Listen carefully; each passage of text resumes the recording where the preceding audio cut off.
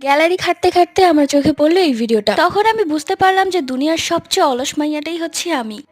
তখন আমার মনে পড়ে গেল যে হ্যাঁ, আমি তো ওদেরকে নেল আর্ট করে দিয়েছিলাম।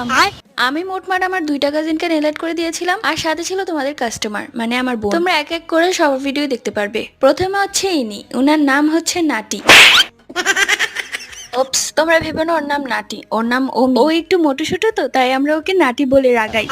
তো যাই হোক, সেদিন ওরা আমাকে এতবার কল করে পাগল করে ফেলছিল, জান্নাত আপু তুমি তাড়াতাড়ি তোমার নেল আর্টের সবকিছু নিয়ে আসো। তখন আমি ভাবলাম একজনের জন্য আমি সবকিছু টেনে হিস্ট্রি নিয়ে যাব, কত একটা খাটনির ব্যাপার আছে বলো তো। তখন ও বললো যে আমরা আরো 2 বোন আছি, মানে 3 জন, মানে 3 জনকে আমার নেল আর্ট করে দিতে হবে।